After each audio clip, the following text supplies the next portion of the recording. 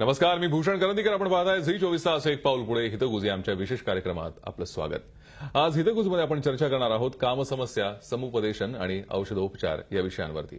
आणि या विषयावर आपल्याला मार्गदर्शन करण्यासाठी आमच्या स्टुडिओमध्ये आले आहेत डॉक्टर राजेंद्र साठे. विषयाला सुरुवात करण्यापूर्वी डॉक्टर आपलं स्वागत. नमस्कार.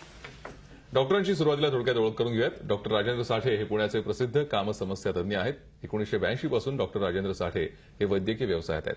1988 पासून अनेक कार्यशाळांमध्ये उपस्थित राहून त्यांनी सेक्सॉलॉजी या शास्त्रामध्ये प्रावीण्य मिळवलं. 1996 मध्ये त्यांनी CSEPI राष्ट्रीय परिषद पुण्यात आयोजित केली होती. त्यांच्या मॅरी या संस्थेनं या क्षेत्रात 1996 पासून लैंगिक शिक्षण करणं, सेक्सबद्दल संशोधन करणं, पुस्तकं प्रकाशित करणं असं कार्य सुरू ठेवलंय. 1996 मध्ये कामतंत्र, प्रेमतंत्र हे इंग्रजी पुस्तक, 2006 मध्ये कामसमस्या, समुपदेशन आणि औषधोपचार, तर 2010 मध्ये हस्तमैथुनाबद्दलचं हितगुज ही पुस्तकं प्रकाशित झाली. तर 2013 मध्ये American association of sex educators, counsellors and therapist या संघटनेच्या कॉन्फरन्समध्ये role of neurotransmitters in tantra sex या विषयावरती डॉक्टर साठे यांनी वर्कशॉप घेतलं होतं. अनेकांच्या आयुष्यात कधी ना कधी कामसमस्या येत असतात. अशावेळी सेक्सॉलॉजिस्ट किंवा कामसमस्या तज्ञ डॉक्टरकडे जाण्याबद्दल कोणतीही भीती न बाळगता जर वेळेवर सल्ला घेतला तर बऱ्याच समस्या सुटू शकतात. आणि त्याच अनुषंगानं आज आपण कामसमस्या, समुपदेशन आणि औषधोपचार या विषयावर डॉक्टर राजेंद्र साठे यांच्याकडून अधिक जाणून घेणार आहोत. चर्चेला आम्ही सुरुवात करतोय. मात्र आपल्याही मनात काही प्रश्न असतील तर जरूर फोन करा. आमचा टोल फ्री क्रमांक आहे 1800-22-1010. आम्ही चर्चेला सुरुवात करतोय. डॉक्टर, सगळ्यात आधी आम्हाला सांगा की या विषयाकडे वळण्याची मुख्य कारणं काय आहेत? 1982 साली जेव्हा मी डॉक्टर झालो त्यानंतर मी माझ्या वडिलांना त्यांच्या फॅमिली प्रॅक्टिसमध्ये मदत करायला सुरुवात केली. त्याच सुमारास म्हणजे त्याच्यानंतर 2 वर्षांनी माझं लग्न झालं आणि त्याच्यानंतर येणाऱ्या सगळ्या पेशंट्सना नियमितपणे जसे आजार नेहमीचे असतात ते बघायला मी लागलो. आता माझा स्वभाव माझ्या वडिलांपेक्षा थोडा भिन्न आहे. माझ्या वडिलांना फक्त पेशंटला तपासून पटकन औषध द्यायची सवय आहे, पण मला पेशंटशी बोलायला आवडतं आणि बोलून त्यांच्या जवळ त्यांच्या मनातले विचार, त्यांच्या मनातले दुःख समजून घ्यायला आवडतं. तर अशा प्रकारे मी जेव्हा त्यांना पहिल्यांदा प्रश्न विचारले त्यावेळेला काही पेशंट्समध्ये हे कामसमस्येचे प्रॉब्लेम होते आणि ते प्रॉब्लेम सोडवायसाठी म्हणून मी बऱ्याच ठिकाणी प्रयत्न केला, कोणाकोणाला विचारलं. त्यावेळेला पुण्यामध्ये कोणीच नव्हतं ह्या क्षेत्रात काम करणारं. एक डॉक्टर होते, ते पण डॉक्टर साठेच आहेत, ते ज्येष्ठ आहेत खूप आता, पण त्यांनी थोडंसं मला मार्गदर्शन केलं. आणि त्याच सुमारास डॉक्टर वत्स मुंबईला त्यांच्या असोसिएशन CSEPI मध्ये शिक्षण देत होते डॉक्टर्सना. तर त्यांना मी जॉईन झालो आणि त्यांच्याकडून प्राथमिक मार्गदर्शन घेतलं. ते मार्गदर्शन घेतल्यानंतर मग मी ह्या क्षेत्राकडे जास्त वळलो आणि माझ्याकडे येणाऱ्या पेशंटशी बोलून त्यांच्याकडून सगळी माहिती घेऊन त्याच्यातून त्यांना मदत करायला सुरुवात केली. अशा प्रकारे पहिले 2 किंवा 3 पेशंट्स जेव्हा मला यशस्वीरित्या त्यांचे सगळ्या समस्या सोडवता आल्या. आजच्या विषयात समुपदेशन या शब्दावरती जोर दिला गेला आहे, तर नेमकं कामसमस्या सोडवण्यात याचं समुपदेशनाचं महत्व काय हे तुमच्याकडनं जाणून घ्यायचंय. त्यावेळी प्रेक्षकांचा फोन आलेला आहे आपल्याला. आपण प्रश्न जाणून घेऊयात. आपल्याला सचिन प्रश्न विचारतायत खामगावहून. सचिन, आपला प्रश्न विचारा. सर नमस्कार. नमस्कार सर, सचिन बोलतोय खामगाववरनं. सर, माझा एक प्रश्न होता की जे प्री मॅच्युअर इजॅक्युलेशनसाठी ज्या टॅब्लेट्स मिळतात एक काउंटरवरती, तर त्या सेफ आहेत की अनसेफ आहेत काउंटरला? ठीक. प्री मॅच्युअर इजॅक्युलेशन करता ज्या टॅब्लेट्स असतात त्या टॅब्लेट्स बाजारात ज्या मिळतात त्याच्यात सेफ्टीबद्दल म्हणजे अशा ओव्हर द काउंटर जाऊन घेण्यात मी तर कुठलीच औषधं तुम्हाला सांगेन की कधी ओव्हर द काउंटर घेऊ नये. तुम्ही नेहमी डॉक्टरांचा सल्ला घेऊनच करावं. आणि त्या ज्या गोष्टी आहेत प्रीमॅच्युअर इजॅक्युलेशनच्या, त्या टॅब्लेट्सनी तुम्ही किती दिवस कंट्रोल करणार हा नेहमी मला प्रश्न असतो की तुम्ही आयुष्यभर गोळ्या घेणार आहात का? तर समुपदेशन आणि गोळ्या हे जर डॉक्टरांचं जे प्रिस्क्रिप्शन आणि गोळ्या आणि समुपदेशन असं जर दोन्ही घेतलं तर हा प्रॉब्लेम कायमस्वरूपी सोडवता येतो काही महिन्याच्या काळात. तर तसं करून उपाय करणं जास्त सोपं आहे. ओव्हर द काउंटर कोणीही औषधं घ्यावी असं मला वाटत नाही. म्हणून ओव्हर द काउंटर तुम्ही घेऊ नका. तुम्ही एखाद्या डॉक्टरला भेटा, त्याच्याकडून नीट समुपदेशन घ्या. समुपदेशनमध्ये काय असतं की तुम्ही कुठे चुकताय आणि कशामुळे हा तुम्हाला प्रॉब्लेम येतोय हे पहिलं जाणून घेतलं जातं. आणि ते एकदा जाणून घेतलं गेलं की मग तुम्हाला त्याप्रमाणे काही बिहेवियरल थेरपीज असतात, काही स्पेसिफिक एक्सरसाइजेस असतात, ते एक्सरसाइजेस दिले की हा प्रॉब्लेम तुमचा कायमस्वरूपी जातो आणि तुम्ही ह्या प्रॉब्लेममधून एकदा मुक्त आलात की मग आयुष्यभर तुम्ही अतिशय कॉन्फिडेंटली तुमच्या जोडीदाराबरोबर सेक्स करू शकता. खरं यासाठीच कदाचित आजच्या विषयामध्ये समुपदेशन या शब्दावरती जोर दिला गेला. बरोबर. डॉक्टर, या कामसमस्या सोडवताना जसं तुम्ही म्हणालात की एक तज्ज्ञ डॉक्टर हवेतच, पण त्याचबरोबर असे अनेक पेशंट्स असतात किंवा अनेक व्यक्ती अशा असतात की त्यांना हे कळत नसतं की नेमकं समुपदेशन कोणाकडनं घ्यावं, विश्वास कोणावर ठेवा हा सगळ्यात महत्वाचा प्रश्न असतो. अगदी बरोबर आहे. कारण ह्या क्षेत्रामध्ये काम करणारे तसे डॉक्टर्स थोडेच आहेत, पण ज्या डॉक्टरकडे तुम्ही जाताय तो ज्या पद्धतीने तुमच्याशी बोलतो, ज्या पद्धतीने तुम्हाला प्रश्न विचारतो, किती सखोलपणे जाऊन प्रश्न विचारतो, हा मुद्दा महत्वाचा आहे. काही वेळेला काही डॉक्टर्स एखादा पेशंट आला की सरळ सरळ त्याच्याकडून तपासण्याच करून घेतात, मग त्याच्यानंतर हे औषध घ्या आणि तुम्ही बरे व्हाल असं सांगतात. तर हे करणं सोपं, एक कमी वेळ लागतो आणि पटकन नवीन पेशंट बघता येतो. पण त्याच्याशिवाय जर तुम्ही दीर्घाचा विचार केला तर समुपदेशनामध्ये तुमचं कुठे चुकतं, वागण्यात चुकतं का, तुमच्या जोडीदाराकडून चुकतं की तुम्ही इतके दिवस जे काय केलंय त्याच्यात काही चुका झाल्यात का, तर त्या बिहेव्हिअरल एरर्स ज्या आहेत त्या रेक्टिफाय करण्यासाठी तुमच्या मनावर एक सर्जरी होते समुपदेशनामध्ये. आणि ती मनावरची जी सर्जरी आहे ती करणं तसं कठीण असतं आणि म्हणून वेळ खाऊ असतं, कठीण असतं. कारण या इथे आम्ही नुसता मार्ग दाखवतो पेशंटला आणि त्या मार्गावरून पेशंटनी चालायचं की नाही हा शेवटी दुसरी गोष्ट आली. त्यामुळे समुपदेशन हा भाग प्रीमॅच्युअर इजॅक्युलेशन काय किंवा कुठली दुसरी कामसमस्या असेल तरी सुद्धा तिथे समुपदेशनाचा भाग महत्वाचा आहे.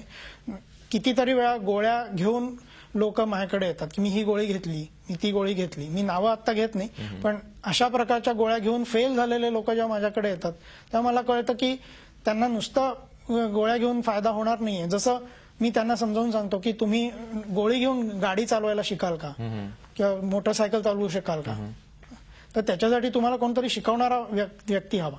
आज आमच्या क्षेत्रात हे काम करणारे जे लोक आहेत, CCPIचे मेंबर्स किंवा आम्ही सगळेजण, आम्ही समुपदेशन करून जो पेशंट बरा करू शकतो तो खात्रीने सांगू शकतो की कायमस्वरूपी बरा होऊ शकतो. खरं. आपल्याला आणखीन एक फोन होतोय, आपण घेऊयात. आपल्याला डॉक्टर चैतन्य कदम बदलापूरून प्रश्न विचारतात, आपण प्रश्न जाणून घेऊया. डॉक्टर बोला. हा, नमस्कार सर. नमस्कार, बोला. हा, मी डॉक्टर चैतन्य बदलापुरातून बोलतोय. मी बेसिकली फिजिओथेरपिस्ट आहे, पण बऱ्याचदा काय होतं आमच्याकडे प्रश्न विचारतात लोक किंवा काही लोक वेगवेगळे पुस्तकं किंवा चित्र बघून की आसनं वगैरे करण्याचा प्रयत्न करतात. तर अशा लोकांना काउन्सिलिंग करताना आपण त्यांना कसं समजवायचं की नेमकं आयडियल सेक्स म्हणजे काय आणि इंटरफोर्स म्हणजे नेमकं काय, या बाबतीत थोडंसं डिटेल सांगितलं तर बरोबर. ठीक. ज्या वेळेला लोक अशा विशेष पोजेस किंवा विशेष योगासनं करून फायदा होईल का नाही याच्याबद्दल विचारतात, त्यावेळेला योगासनामधली काही जी मुद्रा आहेत किंवा काही बंद आहेत हे समजावून सांगायला हरकत नाही, पण ते करताना त्या व्यक्तीला त्या गोष्टी करता येतील की नाही, त्याची तेवढी फ्लेक्झिबिलिटी आहे की नाही हे बघावं लागतं. आणि ती फ्लेक्झिबिलिटी आल्यानंतर मगच त्याला तशा प्रकारचे आसनं किंवा त्या प्रकारचे वेगवेगळ्या ज्या मुद्रा वगैरे आहेत, अश्विनी मुद्रा वगैरे, हे जे काय आसनं दिलेली आहेत आपल्या योगासनामध्ये त्याचा फायदा होऊ शकतो.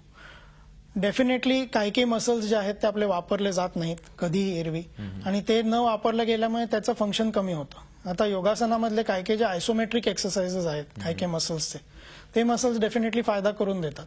तर ते प्रत्येक माणसाची व्यक्ती तशी, प्रकृती जशी असते तसं आपल्याला ते समजून घ्यावं लागतं आणि मगच आपण तशा प्रकारची ट्रीटमेंट त्यांना देऊ शकतो. तर आता खूप स्थूल माणूस आहे ज्याला हृदयरोग आहे किंवा ज्याला अस्थमा आहे, त्यांना आम्हाला काही वेळेला असे आसनं द्यावी लागतात की जिथे त्यांच्या प्रेशर येणार नाही शरीरावर वगैरे, अशा प्रकारचं. तर ठीक आहे. म्हणजे जसा पेशंट असेल, जशी प्रकृती असेल त्यानुसार हा सल्ला बदलू शकतो. डॉक्टर, खरं तर हा विषय जसं तुम्ही म्हणलात की तुम्हाला पेशंटच्या थोडंसं त्यांच्या मनातलं जाणून घ्यायची इच्छा होती आणि त्यामुळेच तुम्ही या विषयाकडे वळलात. तुम्ही काही पुस्तकं लिहिली आहेत त्याबद्दल आम्हाला थोडं सांगाल? 1995 साली मी जेव्हा 94 मध्ये आम्ही एक कॉन्फरन्स अटेंड केली दिल्लीला, आणि तिथून येता येता मी खजुरावला गेलो. तर खजुरावला गेल्यानंतर तिथे मला काहीतरी एक दिव्य शक्ती असल्यासारखी एक भावना आली, आणि तिथून घरी आल्यानंतर साधारणपणे 4 ते 6 महिन्यामध्ये मी माझं पहिलं पुस्तक लिहिलं. त्या पुस्तकाचं नाव ते इंग्रजीत होतं. त्या पुस्तकाचं नाव कामतंत्र प्रेमतंत्र असं ठेवलं. तो एक ग्रंथासारखं पुस्तक आहे असं मला वाटतं. साधारणपणे 250 पानी पुस्तक आहे ते. आता ते 96 साली पब्लिश झालं, त्यानंतर मी प्रिंट नाही केलेलं. पण त्यानंतर 2006 मध्ये मी कामसमस्या समुपदेशन व औषधोपचार हे पुस्तक लिहिलं. तर हे जे पुस्तक आहे, ह्या पुस्तकामध्ये मी मुद्दामहून सर्वसामान्य माणसांच्या दृष्टिकोनातून लिहिलेलं पुस्तक असल्यामुळे त्यांना ओळख करून दिली की कामसमस्या कुठल्या असतात, काय असतात आणि त्या कशा जाणून घ्यायच्या. कारण माझ्याकडे येणाऱ्या पेशंट्समध्ये कित्येक वेळेला आपल्याला समस्या आहे की नाही हा पण पहिला प्रश्न असतो. कित्येक वेळेला मी बरोबर डॉक्टरकडे आलोय का इथपासून प्रश्न विचारतात की मी बरोबर ठिकाणी आलोय का, तुम्हाला मी हे प्रश्न विचारतोय बरोबर आहे का. आणि मग साधारण समस्या कुठल्या, किंवा ही मला अगदी जगावेगळीच समस्या आलेली आहे, म्हणजे मी एकटाच आहे जगामध्ये की मला ही अशी समस्या आलेली आहे, अशा प्रकारच्या भावना घेऊन येणारे असतात. तर हे माझं पुस्तक मी लिहिल्यानंतर मग हे जे आता तुम्ही बघताय माझ्या स्क्रीनवर ते म्हणजे माझं पहिलं पुस्तक कामतंत्र प्रेमतंत्र. आणि हे पुस्तक लिहिताना मी जवळजवळ पहाटे 3-4 ला उठायचो आणि 6-7 पर्यंत ते पुस्तक लिहायचो.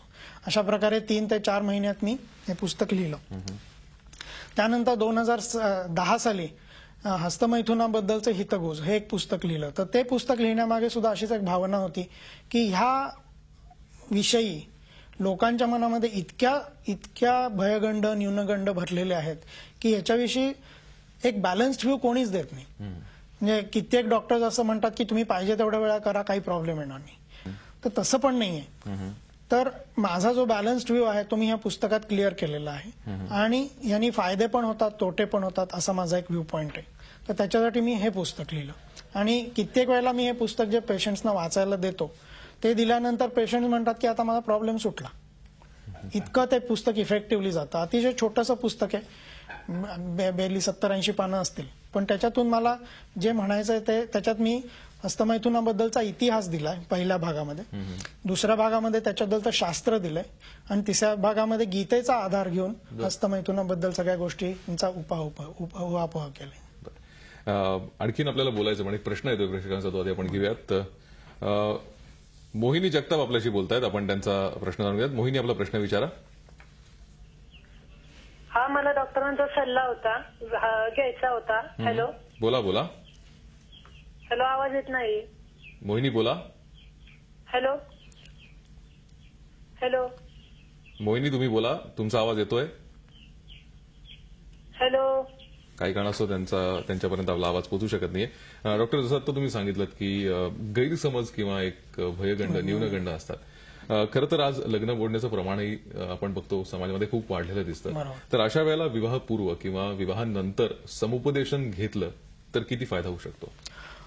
हो, सध्या आता माझी जी इन्स्टिट्यूट आहे मॅरी, ह्या इन्स्टिट्यूट तर्फे मी कितीतरी लोकांना हेच सांगायचा प्रयत्न करतोय की तुम्ही आज पत्रिका जमवण्यासाठी तुम्ही जाता ज्योतिषाकडे आणि तितके गुण जमतात तितके गुण जमतात असं या ज्योतिष शास्त्र जरी ते म्हटलंय तरी अजून ते अनप्रूव्हन आहे. तर दाभोळकरांच्या याच्यावरूनच आपल्याला कळलं. पण आपल्याला एक गोष्ट लक्षात ठेवायला पाहिजे की आज आमच्या सारखे काउन्सिलर जे आहेत किंवा समुपदेशक जे आहेत हे कुठल्याही बाजूनी म्हणजे कोणाची बाजू न घेता जर एखादं नवविवाहित किंवा विवाह इच्छुक जोडपं आमच्याकडे आलं तर आम्ही त्यांना विशिष्ट प्रश्न विचारून त्यांच्या दोघांची मनाची आणि शरीराची जुळवणूक होऊ शकते की नाही एवढा मी डेफिनेटली सांगू शकतो. आणि त्या गोष्टी जर का नीट समजावून सांगितल्या गेल्या आणि त्या जर का नीट कळल्या तर त्या जोडप्यामध्ये पुढे होणारी भांडणं ह्याच्याबद्दलची, सेक्सबद्दलची किंवा मानसिकतेबद्दलची, जिथे एकमेकांचे नातेसंबंध महत्वाचे असते, ती टाळण्यात मदत होऊ शकतो. आता माझ्याकडे येणारे काही काही जे पेशंट्स आहेत त्याच्यामध्ये मी एक जो ही आता जी तुम्हाला स्लाइड दाखवणार आहे त्यामध्ये स्लीपिंग विथ द एनिमी किंवा दरार नावाचा जो सिनेमा होता त्यामध्ये ज्या प्रकारचे जोडीदार मिळू शकतात याबद्दल मी थोडंसं इथे सगळे जे क्वालिटीज किंवा जे सगळे गुणधर्म मी इथे मेन्शन केले ते सगळ्यांनी बघून घ्यावे. ते काय मी इथे बोलण्याची गरज नाहीये. पण ह्या सिनेमामध्ये तो जो किंवा ती व्यक्ती जी होती ती इतकी हायपर पॉझिटिव्ह असते आपल्या जोडीदाराबद्दल की त्या जोडीदाराला त्याचा त्रास होतो खूप. कुठेही जायचं नाही, कोणाशी बोलायचं नाही, आपल्या नातेवाईकांशी बोलायचं नाही, तुझा ईमेलचा पासवर्ड मला दे, फेसबुकचा पासवर्ड दे, तुझ्या फेसबुकवर ही कमेंट आली, तुझ्या ह्याच्याबद्दल हे काय ते, अशा प्रकारचे प्रश्न जेव्हा सारखे सारखे आपल्या जोडीदाराकडून येऊ शकतात तेव्हा मग त्या व्यक्तीला जरी एक तिच्यावर विश्वास असला तरी मग त्याचा वीट यायला लागतो आणि मग तो वीट आल्यानंतर मग भांडणाला सुरुवात होते. तर हे जो हव्यासीपणा जो असू शकतो आपल्या जोडीदाराबद्दल तो आजकाल ठेवून चालत नाही आणि तो हव्यासीपणा जर कमी झाला या त्याच्याबद्दल जर लग्नाच्या आधी मुलाला समुपदेशन करता आलं की बाय असं असं करू नकोस, ह्या अशा प्रकारचं तुझ्या वागण्याने तुझ्यामध्ये आणि तुझ्या बायकोमध्ये दरी निर्माण होईल. किंवा कधी कधी काही मुलं व्हर्जिनिटी बद्दल खूप हे असतात, मग त्यांची मानसिकता काय आहे ही जर आम्ही जाणून घेतली तर आम्हाला त्या दोघांनाही इंडिकेशन देता येतं की तुम्ही लग्न करू शकता की नाही. काही मुलं अशी असतात की त्यांना सेक्स बद्दल इंटरेस्ट नसतो किंवा काही मुलं असतात की त्यांना सेक्स बद्दल खूप जास्त इंटरेस्ट असतो. मग त्यांची जोडीदार कशी आहे किंवा तिला त्याच्याबद्दल कितपत गोडी आहे किंवा कितपत त्याच्याबद्दल हव्यास आहे किंवा नाहीये याच्यावरून त्यांची जोडी जमू शकेल की नाही. जसं ऍस्ट्रॉलॉजीमध्ये शुक्राची दशा म्हणतात, तर ते आम्ही ऍक्च्युअली प्रश्न विचारून सुद्धा काढू शकतो माहिती. आणि इथे आम्ही अनबायस्ड सल्ला देतो आणि शास्त्रीय दृष्टिकोनातून प्रश्न विचारल्यामुळे, म्हणजे जसं माझ्याकडे एखाद्या पेशंटला सर्दी खोकला ताप अशा प्रकारे जसे माझ्याकडे प्रश्न विचारले जातात तसेच सेक्स बद्दल अतिशय सायंटिफिक भाषेत समोरच्या व्यक्तीला अजिबात न लाजवता किंवा तिला कुठल्याही प्रकारच्या मानसिक क्लेश होऊ न देता असे प्रश्न विचारून मग त्यांना बोलतं करून आम्ही त्यांच्याकडून माहिती करून देतो आणि मग त्यांना मग तशी माहिती पुरवली जाते की तुमचं जमेल की नाही जमेल किंवा जमणार नसेल तर हे मुद्दे तुम्हाला टाळायला हवेत, हे टाळायची तुमची तयारी आहे का. डॉक्टर, जसं आपण आता बोलत होतो की जर का विवाह आधीच काही समस्या किंवा एकमेकांबद्दलचे गैरसमज जर आधीच सांगितले तर पुढच्या समस्या आपण किंवा पुढचे त्रास आपण टाळू शकतो. तुम्ही इतकी वर्ष खरं तर प्रॅक्टिस करताय, नवविवाहित दाम्पत्यांमध्ये साधारण काय समस्या असतात याबद्दल काय सांगाल. आता विवाहपूर्व समुपदेशन जर घेतलेलं नसेल आणि विवाहानंतर जर एखादं जोडपं आलं की आम्हाला समस्या आहे तर त्यांच्या दोघांच्याही वेगवेगळे इंटरव्ह्यूज घेतले जातात, एकत्रितपणे प्रश्न विचारले जातात. त्याप्रमाणे आम्हाला कळू शकतं की एक्झॅक्टली प्रॉब्लेम पुरुषामध्ये आहे का स्त्रीमध्ये आहे. आजकाल एक अशी गोष्ट माझ्या लक्षात आलेली आहे की भारतीय संस्कृतीमध्ये सेक्स बद्दलचा जो नकारात्मक विचार आहे किंवा आपल्या कॉलेजेसमध्ये किंवा शाळांमध्ये जे सेक्स एज्युकेशन होतं ते फक्त HIV आणि सेक्शुअली ट्रान्समिटेड डिझिजेस आणि रेप्स हे प्रिव्हेंट होण्यासाठी होतं, पण त्याच्यातून सकारात्मक सेक्स काय असायला पाहिजे ह्याच्याबद्दल फारसं बोललं जात नाही. तर कित्येक वेळेला ह्याच्याबद्दल भीती बाळगणाऱ्या जोडप्यांमध्ये बायकांच्या हिची भीती जास्त असते आणि कित्येक वेळेला सेक्स जमतच नाही असं होतं की ज्याला आम्ही अनकन्झ्युमेटेड मॅरेज असं म्हणतो. म्हणजे लग्नानंतर 5, 10, 15, 15 वर्षापर्यंतची जोडपी पाहिलेत मी की जिथे त्यांच्यात सेक्स झालेलं नाहीये. आणि अशा वेळेला मग त्यांना कळत नाही की हा प्रॉब्लेम कशामुळे आलाय. कित्येक वेळेला मुलीला वाटतं की मुलगा नपुसक आहे आणि मुलाला स्वतःवर दोष घेतला पण जातो. कित्येक वेळेला मुलाला चुकीचा सल्ला दिला जातो की कधी कधी एखाद्या मुलीला जर PCOD नावाचा रोग जो आहे असू शकतो त्याच्यामुळे मूल होत नाही. तर माझ्याकडे एक असं जोडपं आलं होतं की जिथे त्या मुलाला ह्याच्याबद्दल कळल्यावर त्यांनी डिरेक्ट डिव्होर्ससाठी हे केलं, पण ऍक्च्युअली त्यांच्यात शरीर संबंध तर येत होते. आता हा तिचा जो रोग होता ह्याच्यामुळे तिला मूल होणार नाही म्हणून हा त्याला चुकीचा सल्ला देण्यात आला. पण सेक्स न होणं हा जो विषय आहे ह्याच्यामध्ये ईस्ट एशियन आणि म्हणजे सगळा अरब कॉन्टिनेंट आहे तो आणि भारत आणि पाकिस्तान बांगलादेश ह्या एरियातूनच सगळ्यात जास्त हे प्रॉब्लेम्स आहेत असं आता मी अमेरिकेला जेव्हा गेलो होतो तेव्हा तिथले मला काउन्सिलर्स भेटले. तर तिथे इकडून इंडियाहून लग्न होऊन गेलेल्या मुली ज्या आहेत त्यांच्यात सुद्धा हे प्रॉब्लेम त्यांना दिसून आले. तेव्हा ते मला म्हणत होते की तुमच्या एवढ्या मुलींना काय प्रॉब्लेम आहे किंवा ह्याच्याबद्दल तुमच्याकडे नकारात्मक भूमिका आहे. आता 1100 सालापर्यंत म्हणजे 700-800 वर्षापूर्वीपर्यंत भारतामध्ये सेक्स बद्दल सकारात्मक भूमिका होती, पण आपल्यावर ह्या ज्या पहिल्या स्वाऱ्या झाल्या पहिले मुघलांची मग इंग्रजांची त्याच्यामुळे त्यांचे जे वेगवेगळे विचार आहेत ते आपल्याला लादले गेले आणि आपण आता आपली सेक्स बद्दलची भावना जी आहे ही आपण आता जुन्या पद्धतीने राहिलोय. बरोबर, पण पाश्चिमात्य देश पुढे गेलेले. सर, एक प्रश्न येतो आपण घेऊयात आपल्याला. सर, माझा प्रश्न असा आहे, माझं वय 22 वर्ष आहे आणि मी शिक्षण करतो, तर मी सर दररोज हस्तमैथून करतो, तर त्याच्यामुळे माझ्या शरीरावर काही परिणाम होईल का? ठीक, उत्तर घेऊया. हे हस्तमैथून करणं हे जर आपण एखादी शरीराची भूक आहे असं जर समजलं तर हस्तमैथून आपल्या शरीराला जेवढं निभेल तेवढं करणं हे गरजेचं आहे. आता काही लोक हस्तमैथून करतात ते टेन्शन कमी करायला करतात, झोप येत नाही म्हणून करतात, तर हा त्याचा दुरुपयोग झाला. प्रत्येक गोष्ट, आता जेवण करणं ही जशी गोष्ट आहे, ही तुम्ही जर दिवसातून 2दा जेवलात तर त्यांनी काय अपाय होत नाही, पण दिवसातून तुम्ही 10 वेळा भरपेट खायला लागलात तर त्याच्यामुळे तुमच्या शरीरावर विपरीत परिणाम होणार ना. तुम्हाला तुमचं वजन वाढेल, मग डायबिटीस होईल, ब्लड प्रेशर वाढेल आणि इतर रोग पण होऊ शकतात. तसंच हस्तमैथून अतिरेकी केल्यामुळे सेक्शुअल बर्नआउट सिंड्रोम होण्याची एक शक्यता असते. त्याबद्दलचा सुद्धा सिद्धांत आणि मी निबंध जो आहे तो ऑस्ट्रेलियामध्ये 2007 साली पब्लिश केला आणि माझा जो पहिला रिसर्च होता त्याच्याबद्दल सुद्धा जो मी आर्काइव्ह्ज ऑफ मेडिकल रिसर्चमध्ये 2001 मध्ये पब्लिश केला.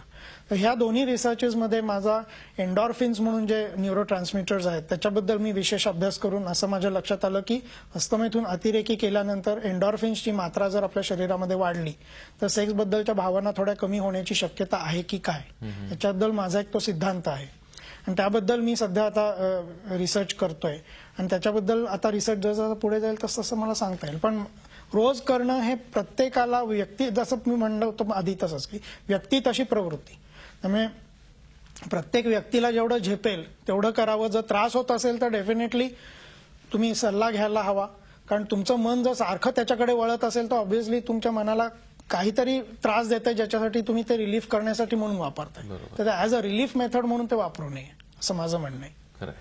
खरं तर डॉक्टर, हा विषय एवढा मोठा आहे आणि चर्चा करायला आणखीन खूप सारे मुद्दे आहेत, पण आपल्याकडे वेळ संपलेला आहे. पण या विषयाबद्दल तुम्ही इतक्या कमी वेळेत इतकं छान मार्गदर्शन केलं त्याबद्दल आपले खूप खूप आभार.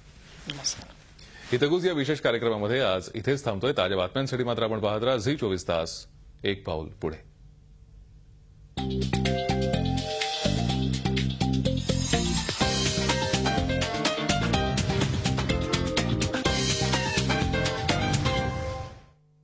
झी 24 तास, एक पाऊल पुढे.